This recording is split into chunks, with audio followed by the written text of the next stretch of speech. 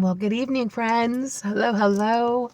I have watched the sunset, and I'm going to be posting a little bit about tonight's sunset. But if you get a chance, go watch that little reel. I'm going to put it probably in a short, and just look at the cloud formation. It's amazing. It's so funny that you can be out here every night, maybe 4 nights a week, and still see different sunsets every single time.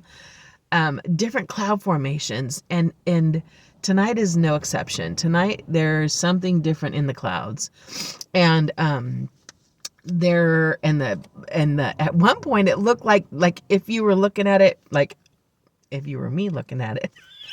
Let's just say that it looked like the tomb and the stone rolled away and the glory pouring out of like the hole, right?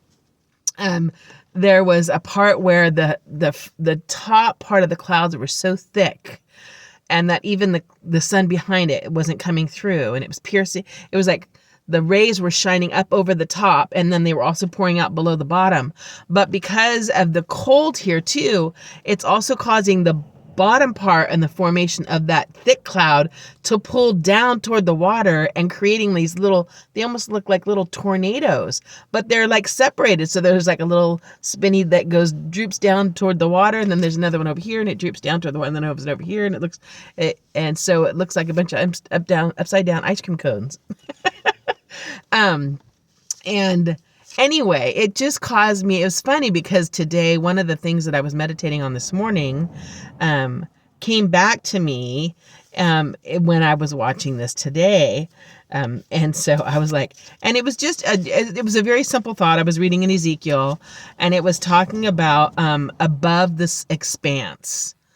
That the throne of God was above the expanse. And then if different translations might say above the firmament.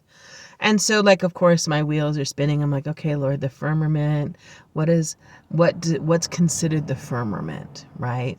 We can say the heavens. You hear some people talk about first, second, and third heavens. You talk about some people referring to like the 4 corners of the earth and the possibility of a dome. And so there's all kinds of great hypothesis, great educated guesses that we can, because we really don't fully understand or know. That's the bottom line. And so I was just thinking about thinking outside the box, and how the Lord said the heavens can't contain me, right? And so anyway, I have all these little thoughts running through my head.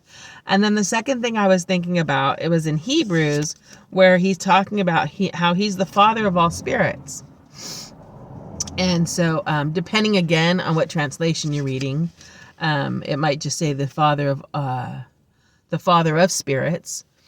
And then in some it says the Father of all spirits. In other words, he holds the breath of every living creature.